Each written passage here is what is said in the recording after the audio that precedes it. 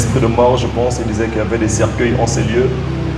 Et à la fin de ce temps, je lui ai donné la parole au premier culte, mais en raison du temps, notre sœur Gafat, ici présente, a été projetée par un Jakarta.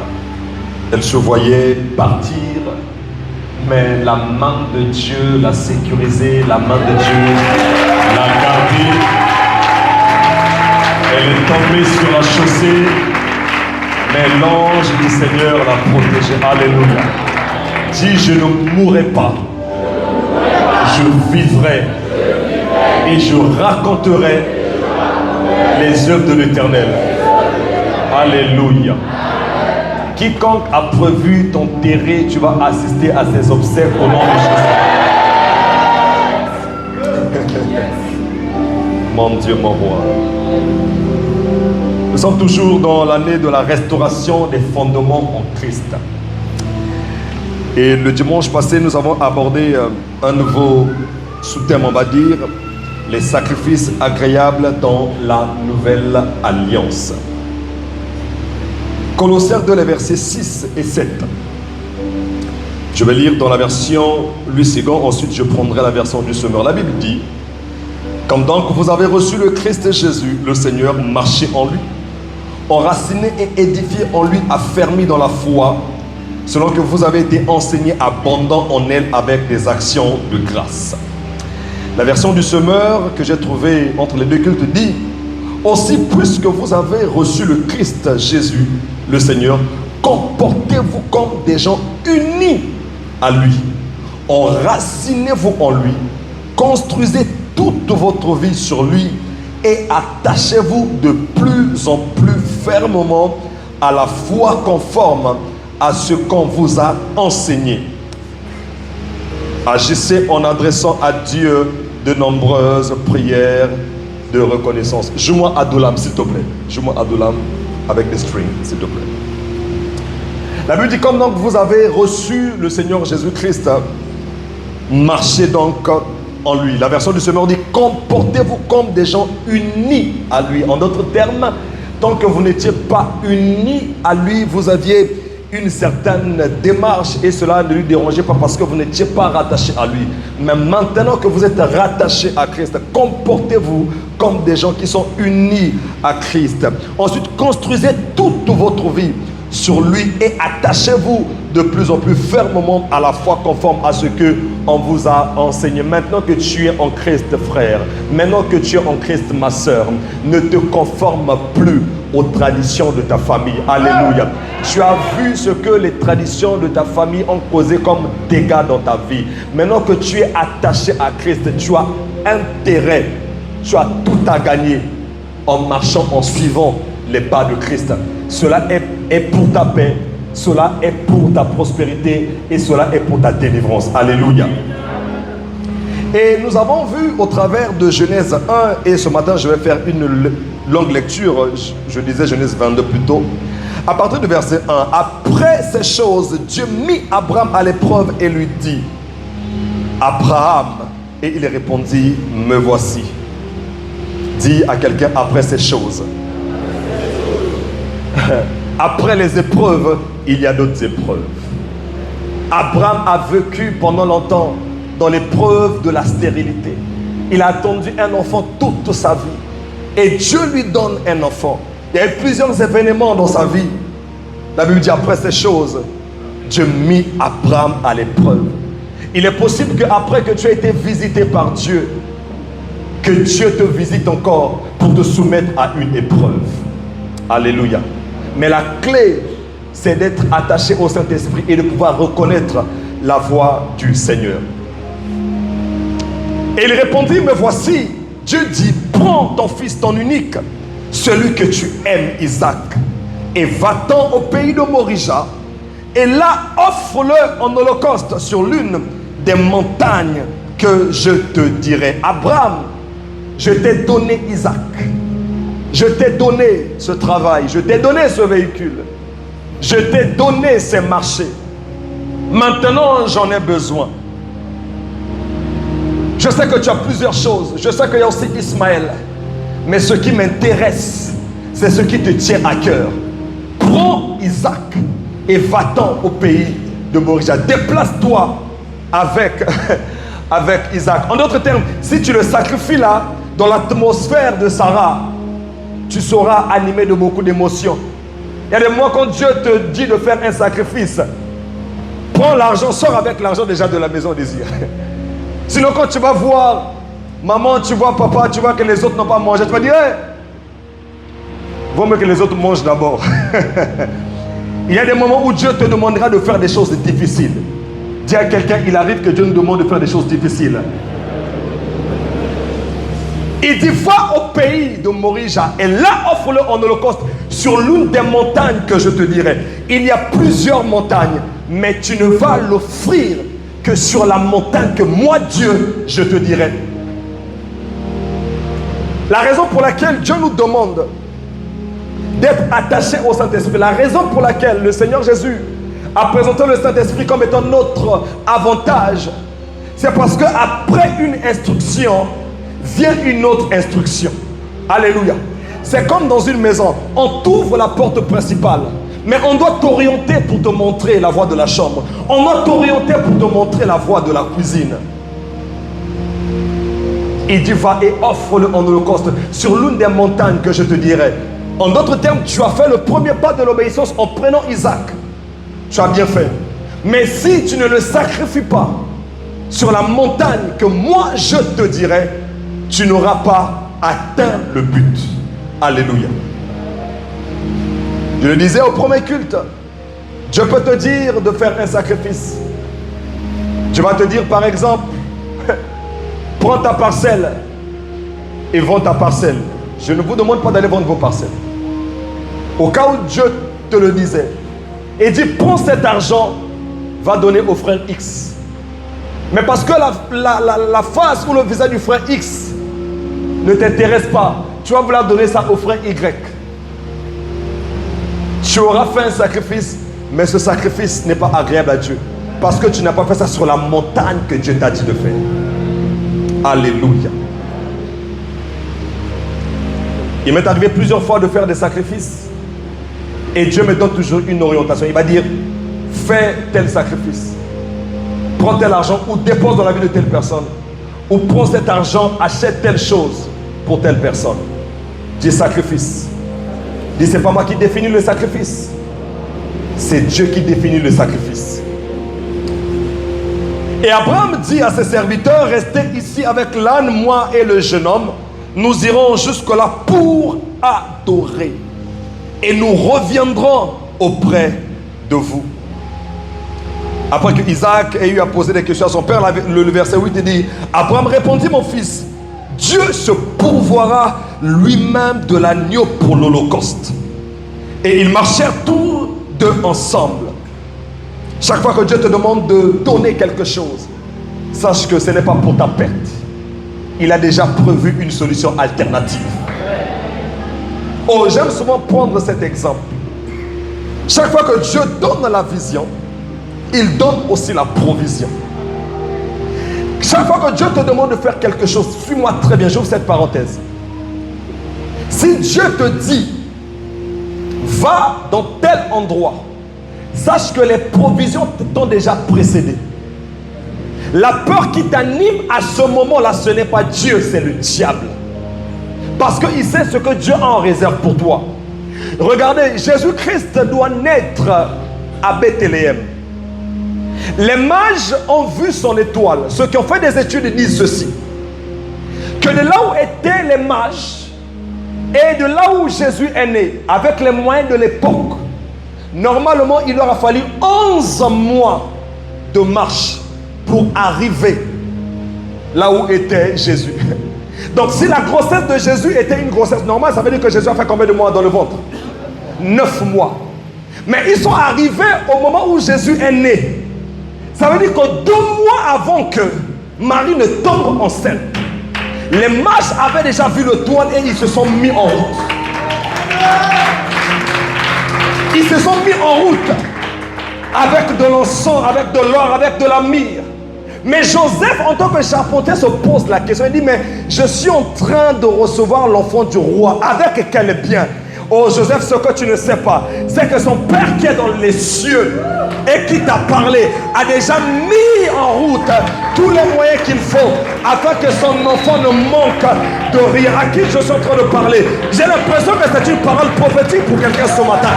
Dieu t'a demandé de faire quelque chose et tu es en train d'hésiter. Je t'annonce de la part du Seigneur que la provision t'a déjà précédé. Et Isaac pense que son père va le tuer. Ce que Isaac ne sait pas, c'est que son père est un homme de l'intimité. Il connaît Dieu. L'auteur de l'Épître aux Hébreux va nous dire ensuite qu'il était conscient que Dieu était même capable de ressusciter les morts. Mais en réalité, Dieu avait déjà pourvu au bélier sur le mont Morija. C'est pourquoi Abraham, si tu ne le sacrifies pas sur le mont Morija, oh Lord, I give you praise, il n'y a pas de provision. Oh, dis à quelqu'un, fais toujours ce que Dieu te demande de faire. Lorsqu'ils furent arrivés au lieu que Dieu lui avait dit, Abraham y éleva un autel et rongea le bois. Il lia son fils Isaac et le mit sur l'autel par-dessus le bois. Puis Abraham étendit la main et prit le couteau pour égorger son fils. Alors l'ange de l'Éternel l'appela des cieux et dit, Abraham, Abraham. Et il répondit, me voici. L'ange dit, n'avance pas ta main sur l'enfant et ne lui fais rien, car je sais maintenant que tu crains Dieu et que tu n'as pas refusé ton fils, ton unique. Parfois Dieu te demande de faire un sacrifice pour évaluer simplement ton niveau de crainte que tu as de Dieu. Il t'a donné un travail, mais en même temps il veut que tu serves à l'église. Je sais que tu finis à 17h, mais il sait que le service à l'église commence à 18h. Pourquoi il te demande ça? Il veut voir si tu es resté la même personne. Il veut voir si tu es resté la même personne. Et en réalité, lorsqu'il te demande de le faire et que tu obéis, il y a mieux qui arrive. Et regarde, beaucoup de gens sont restés ou restent à un niveau, au même niveau pendant longtemps, à cause de leur désobéissance. Le Dieu qui lui avait dit, va sur telle montagne, lorsqu'il va lui dire de descendre sur la vallée, il veut faire comme Pierre. Oh, qu'il est bon que nous restions ici, bâtissons 3 tentes. Pierre, tu fais bien de contempler la transfiguration, mais sache qu'il y a Golgotha qui nous attend. Parce que s'il n'y a pas Golgotha, il n'y aura pas ascension. S'il n'y a pas ascension, il n'y aura pas la chambre haute. S'il n'y a pas la chambre haute, il n'y aura pas l'effusion du Saint-Esprit. Je parle à quelqu'un ce matin, ne reste pas dans ta zone de confort. Abraham leva les yeux et vit derrière lui un bélier retenu dans un buisson par les cornes. Et Abraham alla prendre le bélier et l'offrir en holocauste à la place de son fils. Abraham donna à ce lieu le nom de Yahvé Jireh. C'est pourquoi l'on dit aujourd'hui à la montagne de l'Éternel, il sera pourvu. L'ange de l'Éternel appela une seconde fois Abraham des cieux et dit, en réalité, la raison pour laquelle il a été convoqué à la montagne, c'était pour cette seconde partie. Je le jure par moi-même, parole de l'Éternel, parce que tu as fait cela, parce que tu as fait cette offrande sacrificielle, et que tu n'as pas refusé ton fils, ton unique, je te bénirai, je te multiplierai, je multiplierai ta postérité comme les étoiles du ciel, comme le sable qui est sur le bord de la mer, et ta postérité possédera la porte de ses ennemis. Est-ce qu'il y a quelqu'un sur la terre qui peut compter le sable? Personne ne peut le compter. Dieu est en train de dire à Abraham, je te rends riche de manière à ce que tu ne sois pas à même de compter tes richesses.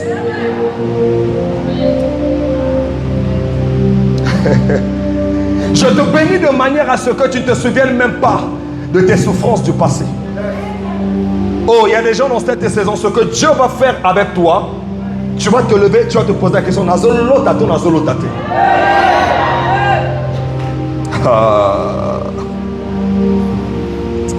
j'aime dire ça, si les choses qui arrivent dans ta vie, si tu peux les acquérir par tes propres moyens, ne dis pas que c'est Dieu qui t'a donné ça.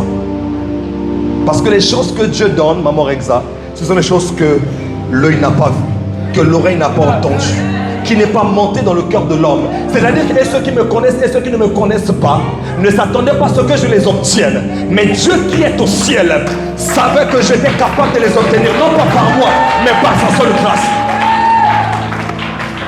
Mon Dieu, mon roi. Il dit, toutes les nations de la terre seront bénies en ta postérité parce que tu as obéi à ma voix. Mais notez que ce que Abraham a dit à ses serviteurs, il a dit, moi et l'enfant, on va faire quoi? On va adorer.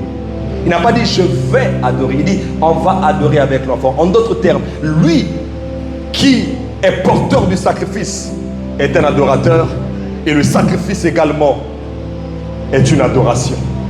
Chaque fois que tu viens dans la maison de Dieu, que ton offrande ne soit pas une adoration avant tout, que ta vie soit une adoration, que tout en toi dégage l'odeur du ciel, et on va le voir tout à l'heure. Et Dieu recherche des gens qui lui font plaisir. Les adorateurs, ce sont des gens qui vont proskuneo, les gens qui vont déposer leur vie sur l'autel de la présence de Dieu. Oh, qu'il pleuve, qu'il neige, qu'il vente, qu'il y ait des tonnerres. Ce que Dieu me demandera de faire, je le ferai à sa louange. Mais l'heure vient, et elle est déjà venue où les vrais adorateurs adoreront le Père en esprit et en vérité, car ce sont là les adorateurs que le Père demande. Dieu est esprit, et il faut que ceux qui l'adorent en esprit et en vérité. En esprit et en vérité. Je l'adore en esprit. J'accompagne cela des actes physiques. Alléluia. Et Jésus-Christ lui-même, qui était le modèle d'adoration, a dit, le Père m'aime parce que je donne, ou parce que je sacrifie, ou parce que je livre ma vie afin de la reprendre. Dieu n'est pas attiré par ceux qui parlent bien. Dieu n'est pas attiré par ceux qui s'habillent bien, bien-aimés. Dieu n'est même pas attiré par ceux qui s'habillent mal aussi. Dieu n'est pas attiré par ceux qui sont sales ou par ceux qui sont propres. Dieu est attiré par ceux qui font des sacrifices, par ceux qui consacrent leur vie. Dieu est attiré, le monde spirituel, de façon générale, est attiré par des hommes et des femmes consacrés. Lorsque tu te consacres à Dieu, il y a une odeur qui commence à jaillir de ton corps. Et il y a un parfum qui monte au ciel. Jésus a dit, tu n'as voulu ni sacrifice ni offrande, mais tu m'as formé un corps. Tu n'as créé ni holocauste ni sacrifice pour le péché. Alors j'ai dit, voici je viens dans le rouleau du livre. Il est question de moi pour faire, oh Dieu, ta volonté. Il dit que j'ai un corps qui a été formé. Mais mon corps n'a pas été formé pour faire ce que je veux. Mon corps n'a pas été formé pour aller dans la direction des gens de mon quartier, de ce que le chef du quartier dit. Mon corps n'a pas été formé pour me plier aux exigences de Mark Zuckerberg. Mon corps n'a pas été formé pour être H24 sur Facebook. Mon corps n'a pas été formé pour voyager comme je veux. Mon corps a été conçu, mon corps a été préparé pour faire uniquement la volonté de Dieu. Ça veut dire quoi? Ça veut dire que chaque fois que Dieu me demandera de faire quelque chose, je ne lui poserai pas la question. Je serai au garde à vous. Que ta volonté soit faite. Et Christ qui était conscient de ça, à un certain moment, vous savez qu'à Gethsemane, il a failli se départir de la mission. Mais il a demandé le renfort et le secours du ciel. Il a dit toutefois, non pas ma volonté, mais ta volonté. Ensuite, l'auteur de l'épître aux Hébreux nous révèle ceci. Il dit, c'est lui qui, dans les jours de sa chair, ayant présenté avec de grands cris, avec des larmes, des prières et des supplications à celui qui pouvait le sauver de la mort, et ayant été exaucé à cause de sa piété. On nous a parlé de la piété le vendredi par Apéadon et c'était merveilleux. Il a été exaucé à cause de sa piété. En d'autres termes, les grands cris qu'il poussait vers le ciel n'ont eu de sens que parce que sa vie était une vie pieuse. Bien aimé, prier c'est bien, chanter c'est bien, mais il faut que le soubassement de ta prière soit reflété par une vie pieuse. Alléluia. Oh, dis Seigneur, que ma vie soit un sacrifice. Dis que ma vie soit une offrande. Dans la nouvelle alliance, on l'a dit le dimanche passé, le premier sacrifice qu'on a à offrir à Dieu, c'est le sacrifice de notre vie. Ma vie appartient à Dieu. Quand je dis que ma vie appartient à Dieu, ça veut dire que tout ce qui m'appartient appartient à Dieu. Mon esprit appartient à Dieu. Il m'a transporté du royaume des ténèbres, il m'a déposé dans le royaume du Fils de son amour. Mon âme appartient à Dieu. Comme mon âme est le siège de mes souvenirs, de mon intelligence, de mes émotions, j'impose à mon âme la culture du royaume des cieux. Tu dois méditer la parole pour qu'il y ait le renouvellement de l'intelligence. Et ensuite, mon corps. Je vous exhorte donc, par les compassions de Dieu, à offrir vos corps comme un sacrifice vivant, saint, agréable à Dieu, ce qui sera de votre part un culte raisonnable. Le culte raisonnable à Dieu, ce n'est pas avant tout le culte qu'on fait ici dimanche, qui commence certainement par l'intercession, ensuite ce qu'on pourrait appeler l'adoration, ensuite la modération et les prédicateurs viennent. Non, le culte raisonnable, c'est l'offrande de mon corps. Chaque fois que Dieu me voit marcher, il est en train de voir un culte dans les rues de Poto-Poto. Il voit un culte dans les rues de Mungali. Oh, que mon corps soit un sacrifice. Offrez vos corps comme un sacrifice vivant. Et pourquoi Dieu nous demande d'offrir nos corps? Parce qu'il veut se servir de nos corps. Il veut générer, il veut relâcher la puissance, son autorité, sa domination sur la terre. Les cieux sont les cieux de l'Éternel, mais il a donné la terre aux fils de l'homme.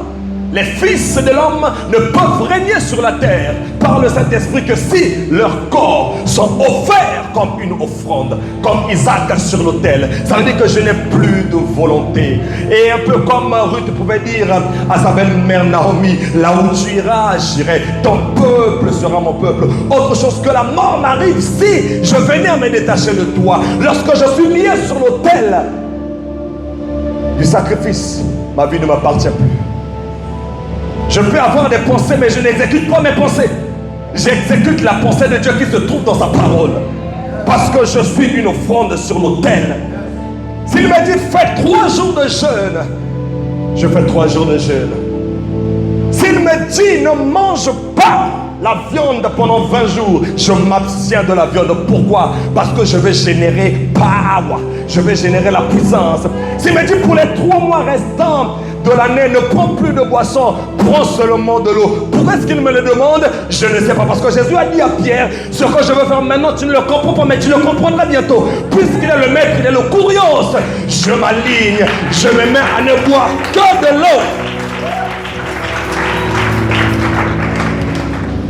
Offrez vos corps comme un sacrifice vivant. Les gens du monde des ténèbres l'ont compris. Ils offrent leur corps comme des sacrifices. Quand son maître va lui dire, pour que je perde bien dans ta vie, tu dois avoir, tu dois avoir un tatouage du dragon sur ton épaule ou je ne sais où. Il va le faire. Parce qu'il veut que la puissance se manifeste au travers de lui. Lorsque son maître va le dire, quelques bien-aimés ici se souviennent que pendant longtemps, pendant nos nuits de prière, on voyait une dame ici, entre Talangaï et puis le rond-point Kulunda, en train de faire des invocations. On l'a vu plus d'une fois, très tard dans la nuit. Parce qu'elle sait que si je ne fais pas ça, il n'y aura pas la puissance. Je suis en train de parler à une commerçante ce matin. Tu sais la raison pour laquelle tu n'as pas de clients? C'est parce que tu n'es pas une offrande. Lorsque ton corps va devenir une offrande à l'Éternel, parce que ton corps est une offrande. Tu vois, quand un corps commence à se décomposer, qu'est-ce qui se passe? Il y a des mouches qui viennent. Il y a des insectes qui viennent. La raison pour laquelle beaucoup d'entre nous ne prospérons pas, c'est parce que nos corps ne sont pas livrés à Dieu. Lorsque ton corps sera livré à Dieu, tu seras surpris du nombre de clients qui vont venir chez toi.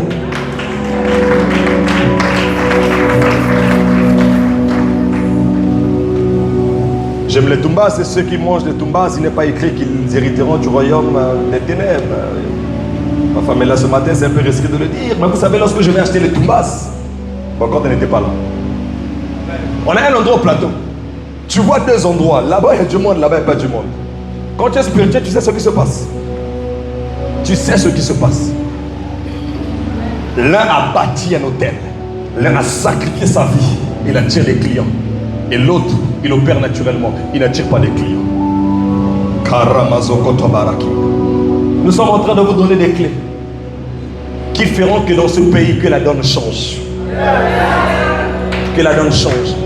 Je bénis le Seigneur parce que lorsqu'on écoute aujourd'hui les hommes de Dieu venir au Congo, ils disent que le ciel est désormais ouvert dans notre pays. Ça veut dire que le travail que nous sommes en train de faire est en train de payer. Alléluia. Quelqu'un avait été piégé, et c'est l'archevêque Benson Idahosa. Il était tellement puissant dans son époque que les hommes des médias ont voulu lui tendre un piège. Donc ils ont piégé une femme dans sa chambre d'hôtel. Mais c'était sans savoir à qui ils avaient affaire. La prostituée là a commencé à brûler dans l'armoire où elle était. Elle était retranchée. Elle va dire au Zikamoto. Pourquoi? Parce que le corps de l'archevêque était une offrande à Dieu. Oh les amis, il y a des gens à qui il ne faut pas t'attaquer. Si tu viens à l'église, ici à Talanga, viens pour être béni. Ne viens pas pour tenter. Ne viens pas pour faire des fausses accusations. Oh j'étais là-bas, on a Lukarabasité. Je t'avertis parce que j'ai vu son esprit. Donc si tu viens, viens pour être béni. Si tu viens pour chercher les responsables de l'église, si tu viens pour chercher le pasteur Robert Aliboma, c'est les prières que moi je fais à Dieu. Si tu avais besoin de moi, il fallait venir quand j'étais dans le monde. Je suis maintenant à Christ, j'appartiens à maman Jennifer, c'est fini jusqu'à la fin de mes jours, c'est déjà clôturé. Ah oui. Et je vous ai dit que j'ai offert mon corps comme une offrande à Dieu. J'ai dit à Dieu 2 fois on a fait de fausses couches. Tant que cet enfant ne naît pas, je ne touche pas ma femme. Quoique marié, j'ai fait 11 mois sans toucher à ma femme. Dans le mariage. J'entends quelqu'un dire il y a la solution. Alléluia. Tu dois offrir ton corps comme un sacrifice. Surtout vous et moi, surtout si tu es d'une famille où tu sais que tes arrière-grands-pères ils étaient des gens compliqués. Tes parents étaient compliqués. Ne joue pas avec ta vie. Ne joue pas avec ton corps. Ce plaisir-là ne t'emmènera nulle part. Déjà, je peux vous dire en tant qu'homme, ça n'apporte rien. Je vous dis. C'est que tu perds en argent, tu perds en énergie. Vous qui avez plusieurs femmes ou plusieurs copines, vous savez que ça te crée des problèmes. Parce que ton propre téléphone, tu perds la liberté. Tu es obligé de cacher, tu perds la liberté. C'est pas une vie. Moi, je peux prendre mon téléphone, je laisse à ma femme. Et elle, moi-même, on se chamaille souvent. Parce que moi, j'aimerais aujourd'hui ne plus gérer mes réseaux sociaux. Je ne veux plus être sur les réseaux sociaux. Elle aussi, elle n'aime pas les réseaux sociaux, donc c'est compliqué. Alléluia. Tu dois offrir ton corps à Dieu. Ma soeur, les hommes riches qui te cherchent là, c'est un signe, surtout s'il est marié. Ça veut dire que toi, Dieu t'a appelé à être la femme d'un grand homme. Eux, ils voient ça, ils veulent venir pour retirer ce que Dieu a mis en toi. Zala Maël. Zala la bongo.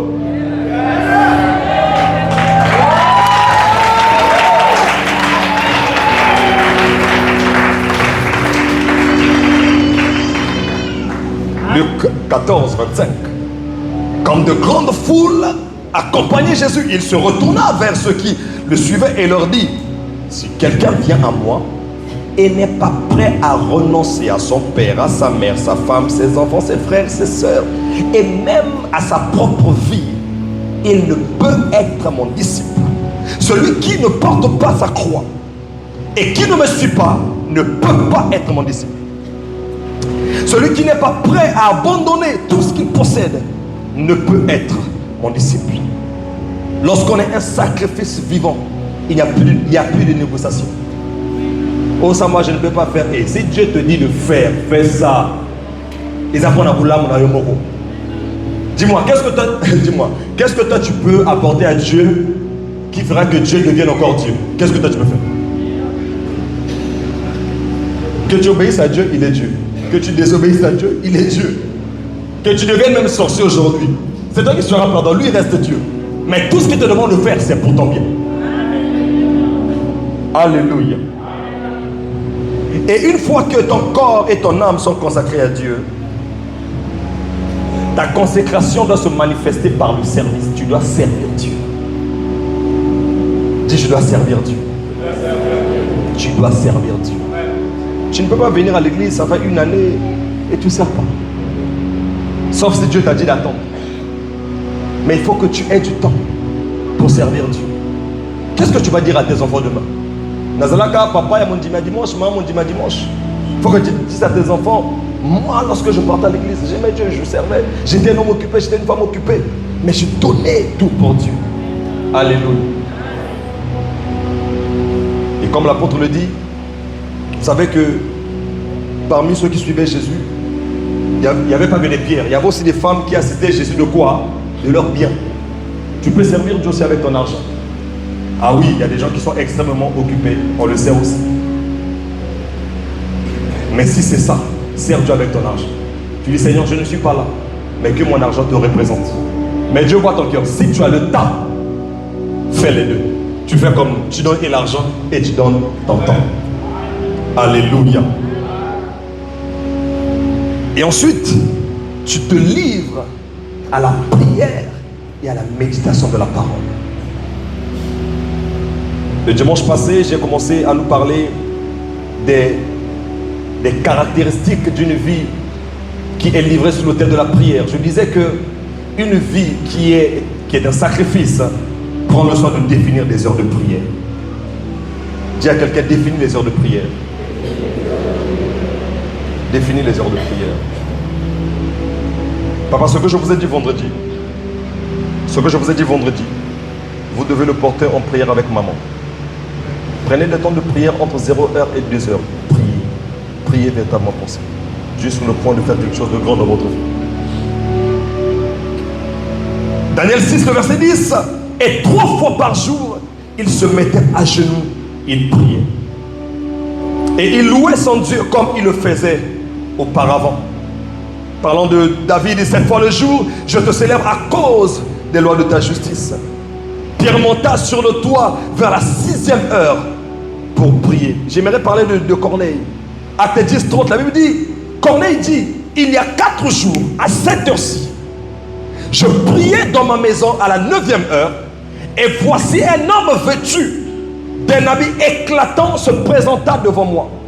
Lorsque tu définis des heures de prière, ça devient des heures de rendez-vous avec le ciel. Et Dieu peut décider de te rencontrer, de te donner des paroles prophétiques, de te donner des visions pendant ces heures-là. Ça fait quoi? Ça fait que lorsque tu as arrêté cela, d'un commun accord avec le ciel, et que tu n'obéis pas, c'est là que tu vas entendre les gens, ça fait des mois je ne rêve pas, ça fait des mois je ne reçois plus. Tu ne reçois plus parce que tu as cessé de prier à des heures de rendez-vous. Lorsque l'ange vient, tu n'es pas là. Il est venu, mais l'autel est vide. Or le feu doit brûler continuellement sur l'autel. Alléluia. Tu dois définir des heures de prière. Et le minimum, c'est au moins 3 fois par jour. Le matin, et c'est avant 6 heures très tôt. Entre midi et 2, si tu le peux. Ensuite, la nuit, ou encore très tard dans la nuit, vers 0 heure. Alléluia. Il faut le faire. Aujourd'hui, on a des téléphones, c'est un avantage. Donc, tu peux mettre, comment tu appelles ça, l'alarme. Tu actives l'alarme et tu peux même nominer cela. Tu dis par exemple 6 heures à 5 heures à 6 heures, c'est l'heure de ceci, 12 heures à l'autre là, c'est l'heure de ceci. Et tu prends un rendez-vous avec le ciel. Alléluia. Est-ce que ce matin tu peux prendre cet engagement? Et c'est pour ta vie, sur vos salités, tellement. Alléluia. Et je nous disais que il faut prier, c'est vrai, 3 fois, mais surtout privilégier les prières de nuit. Les prières faites à minuit sont très efficaces. Parce que dans la nuit, et à partir de minuit, il y a de grandes transactions spirituelles qui s'opèrent. Il y a des moments, le message est enregistré, laissez tomber, je ne vais pas dire ça. Exode 12, 29. Au milieu de la nuit, l'Éternel frappa tous les premiers-nés de l'Égypte, au milieu de la nuit, pendant que les gens dormaient. 1 Roi 3. Elle s'est levée au milieu de la nuit. Elle a pris mon fils à mes côtés, tandis que ta servante dormait. Donc, il y a deux réalités, il y a deux actes de la même nature qui sont posés, mais dans deux royaumes différents. On voit que Dieu frappe les ennemis des Israélites à minuit, mais on voit également qu'une femme sorcière, on va dire, a également volé l'enfant de l'autre à minuit. Donc minuit, c'est le moment des grandes transactions spirituelles. Et dimanche, on a vu que Paul et Silas, qui l'ont compris, ont travaillé à minuit par la louange et la prière, et ça a été leur délivrance. Alléluia. Notez pour ce matin qu'une vie de prière qui est un sacrifice fait de longues prières. Dis avec moi, de longues prières. Et à partir du vendredi prochain, on l'a dit, on va faire de longues prières. Comme samedi, généralement, on ne travaille pas. Donc, on viendra ici, l'heure d'arrivée, il faut arriver à 22h pour les questions de sécurité. Mais on commencera à 23h. Comment le Seigneur va nous conduire, on ne sait pas. Peut-être qu'on priera 2 heures d'affilée en langue, peut-être qu'on priera 3 heures d'affilée. En tout cas, on ne sait pas.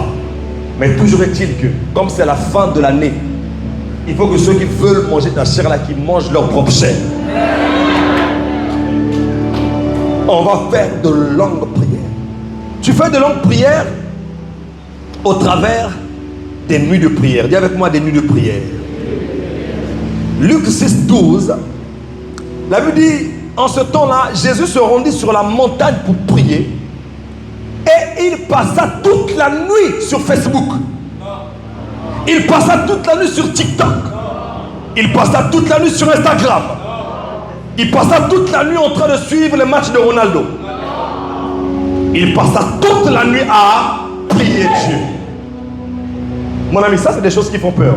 Ce qui moi dans Nzambe moi gazo sambela. Et bon yo langai. Ya lokola au salaka allez na koko una mona président. Ya azo ya kamosa na 7h, ya na 8h. Aux avons monté. Tu as pas peur? Si lui fait ça, ça veut dire que moi je dois faire plus. Il passa toute la nuit à prier Dieu. Et lorsqu'on prie la nuit, vous savez que prier la nuit, c'est pas évident. Parfois tu vas crier, mais parfois tu vas pas crier. Parfois tu parles à Dieu. Moi, c'est pendant une longue prière que Dieu m'a parlé clairement de la femme que je devais épouser. Ouais. On sortait d'une nuit de prière. Ensuite, j'ai pris un livre qui s'intitule « Je crois aux visions » de Kenneth Hagin. J'ai lu ça et j'étais tellement choqué. J'ai dit à Dieu, non, je suis en train de te demander de me montrer la femme de ma vie. Tu ne me montres pas, alors que Kenneth Hagin a reçu plusieurs visitations physiques du Seigneur Jésus. Et j'ai dit non, je rentre mon taxi, je vais rentrer à pied. En fait, quand je rentrais, je marchais, mais j'étais en train de prier. Je parlais à Dieu, mais Seigneur, il faut changer ça. Je veux voir clair dans cette histoire. Et dès que j'arrive chez moi à la maison, quand je m'endors, mon esprit s'ouvre. C'est là où Dieu va me montrer la vision qui m'a conduit finalement à aborder celle qui est devenue aujourd'hui ma femme. Je n'ai pas dit que Dieu parle toujours dans des visions. Ça, c'était mon cas. Alléluia. Au pasteur là-bas qui sont moi, ça vient en caca vision. Je n'ai jamais dit ça. Je parle de mon expérience. Alléluia. Il faut passer la nuit à prier. Ratekamo, leve les broucha, les ricos, kova, agante, les melebradia. Rato, koi, kamala, baraboshata. Mais quand on fait de longues prières, on fait de longues prières à tout moment. Surtout quand tout va bien dans ta vie. Prie. La Bible dit une grande porte m'est ouverte et les ennemis sont nombreux. Tu es la seule personne de ta famille qui travaille. Tu penses que ça fait du bien aux gens? Ah. Tu te fais sourire. Hein? Tu es la seule personne de ta famille qui s'est mariée. Tu penses que tout le monde est content de toi? Tu es la seule personne qui vient d'obtenir ce diplôme. Maman, papa, il n'y a que tes enfants dans cette famille-là qui excellent. Tu penses que ça fait plaisir aux gens? Non. Quand tout va bien, prie. Ne priez pas seulement quand tout va mal. Prie, prie, prie, prie Dieu. Prie Dieu. Prie en tout temps.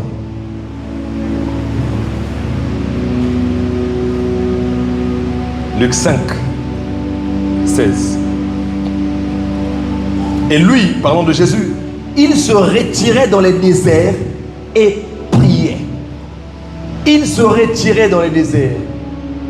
Il ne l'a pas fait une fois, il le faisait de temps en temps. C'était son mode de vie, c'était sa coutume. Donc il aimait les retraites. Il aimait des moments où il était seul avec Dieu, en train de prier.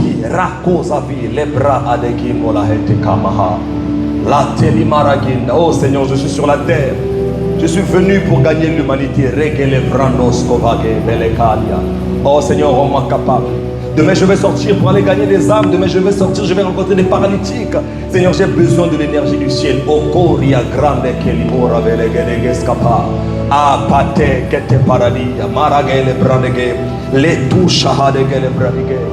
Les amis, il faut prier. Il faut avoir, il faut créer des déserts. Il faut créer des temps de retraite. Des temps où tu n'as pas ton téléphone, je l'ai dit au premier culte. Ou lorsque tu te permets d'avoir ton téléphone avec toi, c'est pour qu'il soit en mode avion, pour que tu mettes des sons qui vont t'aider, qui vont exciter un peu ton âme, pour faciliter la connexion à Dieu. Mais il faut prier. Dis à quelqu'un, il faut prier. Il faut aller en retraite seul.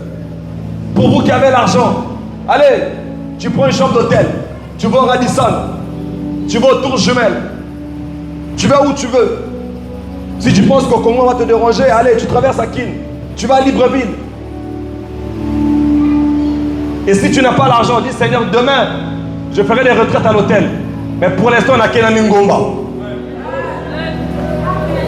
Tu vas sur la montagne du matin au soir. On t'appelle, on n'arrive pas à te joindre. Tu es en train de changer les choses dans ta vie.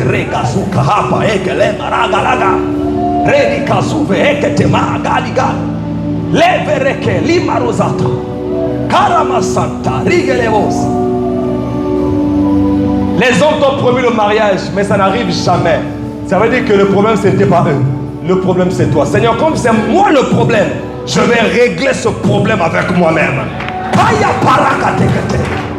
Imazokalia ete kimandura lera mazukoto para kitegradaga meluska adetia akatomandege beruska vante kete baraka la ginte lebele bosata. Ma femme et moi, c'est ce qu'on a fait. Je priais, mais je pense que ma femme a prié plus pour moi, plus que moi, dans cette affaire de l'enfant. Je la voyais tout le temps connectée à des programmes de prière. Il y a des femmes qu'il ne faut pas attaquer. Il faut prier, les amis. La prière marche. Ce ne sont pas des histoires. La prière marche.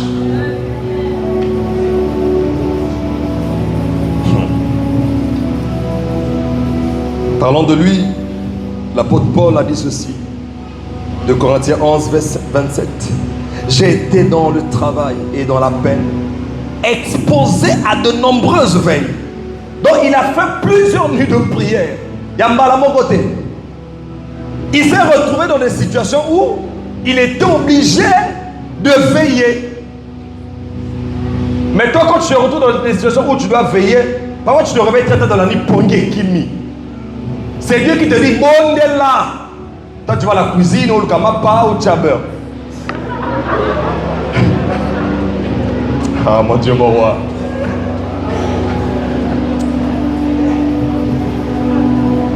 Les amis, vous qui passez par des moments difficiles, hein, vous n'avez aucune idée du bien que cela procure. Tu vois, quand tu es dans la galère, tu seras tellement spirituel que personne ne peut te distraire dans la vie. Moi, quand j'étais dans mes galères, les amis, non, je ne blaguais pas. Je te mangeais les spaghettis du 1er au 30. Mais je priais comme un malade. À telle enseigne que je dormais sur une natte. Et certaines, tu ne peux pas me retrouver. Je me souviens à une certaine époque, jusqu'en 2016.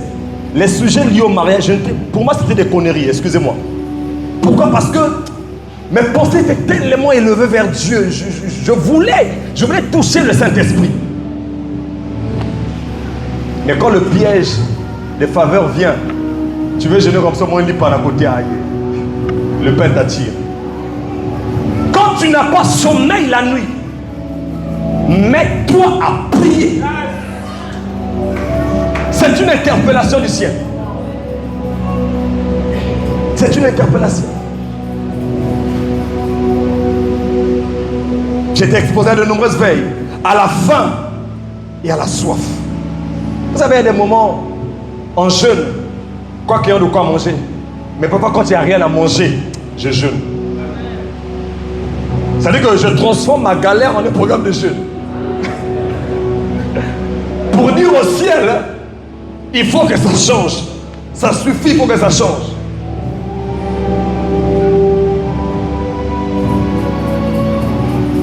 Il dit, j'étais aussi exposé à des jeûnes multipliés. Dis à des jeûnes multipliés. Dis à des jeûnes multipliés. C'est-à-dire qu'au côté programme à jeûne, là on sort des programmes de jeûne. Au Bimi, il y a un programme à jeûne. Dimanche, au côté ce programme, c'est à jeûne. Après, au Bimi, mardi, après, vendredi, au côté programme, c'est pourquoi les gens comme nous, ceux qui ont le boum, on n'aura jamais le boum. Il n'y en aura pas. Jeûne. Et regarde, l'un des signes,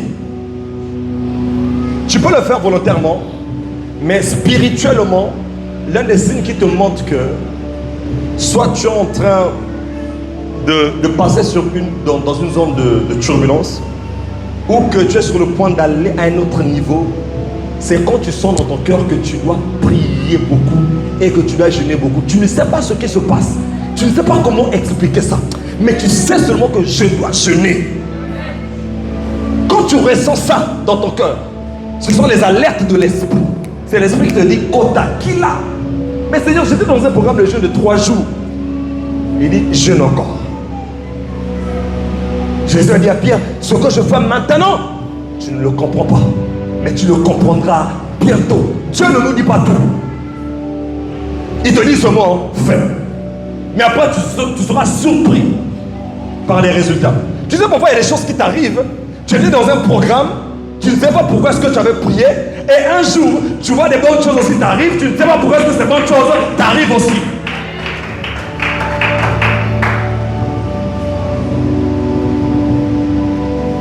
Par le sacrifice de longue prière, tu peux changer ta destinée. Genèse 32, les versets 24 à 31. Oh, c'est l'histoire merveilleuse de Jacob que j'aime.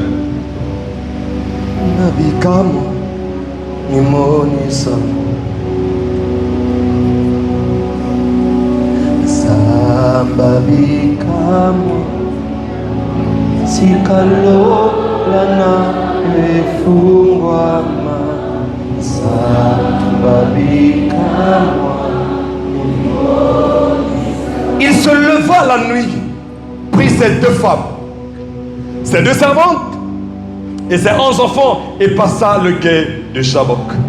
Il les prit, il leur fit passer le torrent et le fit passer à tout ce qui lui appartenait. Jacob demeura seul. Dis Jacob demeura seul. Ce qui se passe, c'est que Jacob est sur le point de rencontrer le tout premier ennemi de sa vie, son grand frère ou encore son jumeau, Ésaü.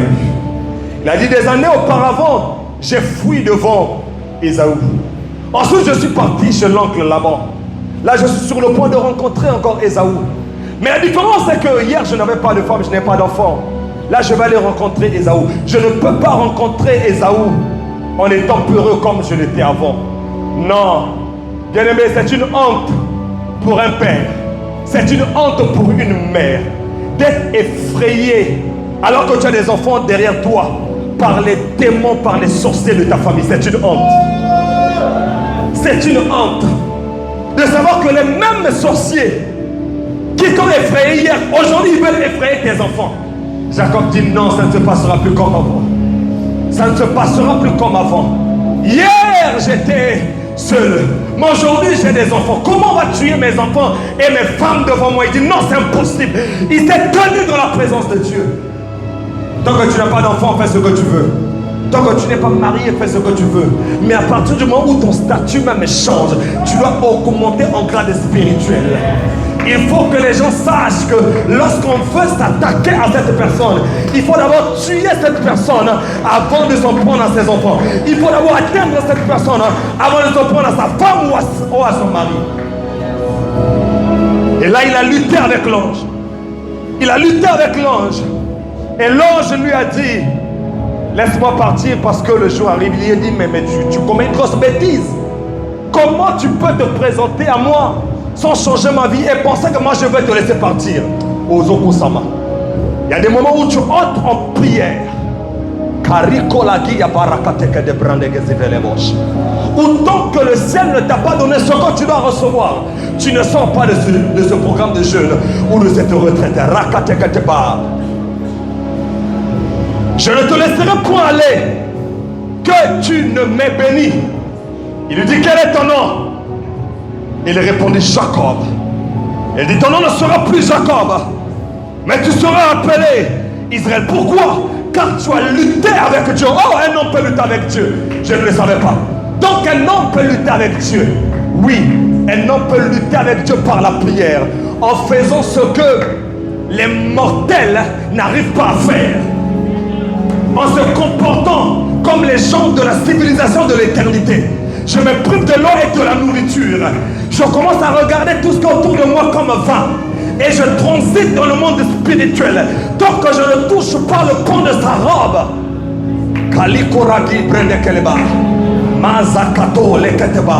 Je ne te lâcherai point. Oh, j'aime la conclusion, verset 31. La Bible dit, le soleil se levait. Lorsqu'il passa Péniel, Jacob boitait de la hanche. Il a perdu quelque chose physiquement, mais spirituellement, il est devenu un dignitaire. Spirituellement, il a enfanté une nation. Et jusqu'aujourd'hui, on parle de la nation d'Israël parce que quelqu'un a accepté de devenir boiteux afin que toute une nation sorte. Mon Dieu, mon roi, il y a des gens qui ont des promesses. Vous avez des prophéties, mais vous dormez sur vos prophéties. Vous êtes irresponsables. On a annoncé des grandes choses sur toi. Tous les prophètes l'ont vu. Mais jusqu'aujourd'hui, tu n'as vu que les choses contraires. Que fais-tu? Arrête de dormir. N'attends pas les programmes de prière. Lève-toi et va devant Dieu. Dis, ça sera ton pied et mon pied. S'il faut que je devienne comme squelette dans la rue de Brazzaville, je le ferai. Mais il faut que ma vie change. Que me sert-il de donner une bonne apparence devant les gens alors que spirituellement, rien ne va dans ma vie? 4 promesses de mariage, aucun n'a abouti. Les gars, Roka, Egele, Mandoskaba, les Perekitagada, Brande, Kelimorazia, Rezuko, Paaga, Iketemalagia. Les promesses d'embauche, aucun n'a abouti. Ensemble, Rekutuku Magage, Emantia Kale Kimolovade, Marakikaku, Ogo, Ebe, Elemando Raskavinte, Remelika, Elemele, Shabarabara. La Bible dit que le bonheur et la grâce m'accompagneront tous les jours de ma vie. Pourquoi est-ce que ce sont des pleurs qui m'accompagnent? Je refuse. Eya Marai Kotomuha, Emanti Kimelebelebosaka. Les grands Nikeli Morazekateba, Abande Koskabiketem. Tout le monde a vu dans les songes ou dans les visions que je ferai le tour du monde. Mais même pas tout je ne suis pas arrivé. Non, Rakia Kokomaka, Ebenti, Ebente, Melekadekade, Ebaraka Lumulovante, Ebe Ekekuma Agante, Lembradi Kokomo Odakitemete, Felinos Kovelekateba, Evelitalaba Barabe. Les présipo au paladita. Melebe. Paradire que le bene shandaga. Et voilà tasta balakate. Il fait et pas. J'évangélise mes frères de la famille. Et ils se moquent de moi parce qu'ils sont plus riches que moi. Ensemble, qu'est-ce qui se passe? Racaille pour le mot. Et Fantekem Gata. Ayamale bele. Balabala, shekete balabala. Irrekete balaba. Ayamale.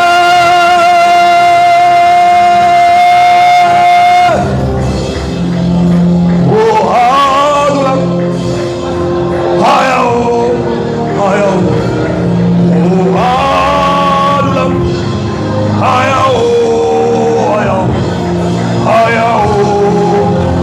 Tu m'as donné un mariage, mais je suis devenu la risette de la belle famille. Et verrez quand on se va la katakata. Shabbat rekoto. Eremos sondo rebalamos. Sakatabaram. Evere kasuka. Rebalamos. Samanelamos. Sarabalamos. Rakime. Alabalamos.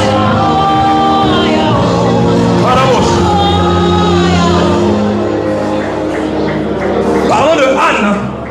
La Bible dit que chaque année, toute la famille se rendait à Silo pour faire des sacrifices. Et c'est Elkana qui préparait tout cela. Un jour, Anne leur a dit, allez-y, repartez. Moi, j'ai un autre problème. Meriga, Vaka, Abra et Katemelegata. Elle s'est mise à prier. Elle a commencé à partir des frustrations de Pénina. Elle a commencé à partir des moqueries de Pénina. Ensuite, elle a shifté pour lire en esprit qu'en fait Dieu avait besoin d'un prophète et qu'il n'y avait pas de prophète. Elle a shifté, elle a migré dans la civilisation de l'éternité. Et là, elle s'est rendue compte qu'il y avait l'ivresse de l'esprit. Elle a bu le vin du ciel. Elle est devenue tellement ivre que le prêtre Élie, qui était sacrificateur, mais qui malgré sa sacrificature n'avait jamais vu cette dimension de prière, a dit, femme, qu'est-ce qui se passe avec toi? Il monte encore par la qui a para et recueille à mon takabalakata. C'est qu'un amant qui malava. Ah, yama, Saïmo la vie. Parante kapa. Koloma la belle veria de la monama. C'est coton soveleme.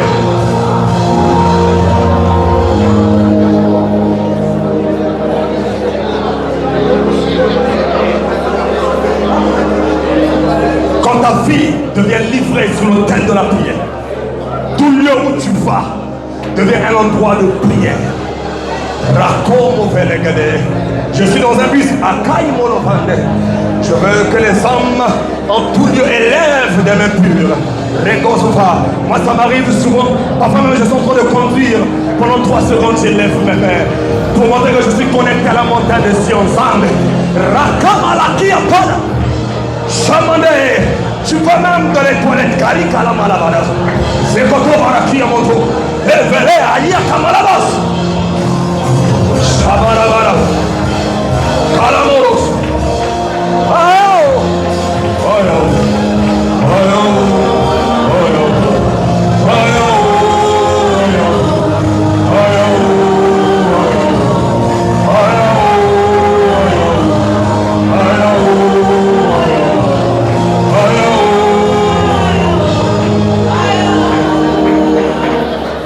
Je disais au premier culte, chacun de nous tel qu'on est là, on a déjà rencontré Dieu. Parce que c'est cette rencontre qui t'a conduit à Jésus.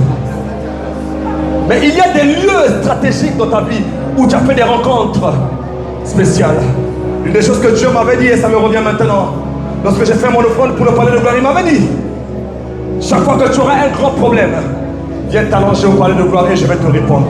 Je pense que je dois faire ça cette semaine, mon Dieu, mon roi. Rado Gozové. Il y a des lieux comme ça. C'est ce que le père de Samson a dit. Il dit, lorsqu'il nous avait visité, Aya, qu'il nous revienne encore. Toi qui m'avais visité de par le passé, où es-tu dans cette épreuve? Où te trouves-tu? Rakamakaya Kato, Evente Saba, Emarakia Kolomana, Rama Kaikoto, Somande Keteba.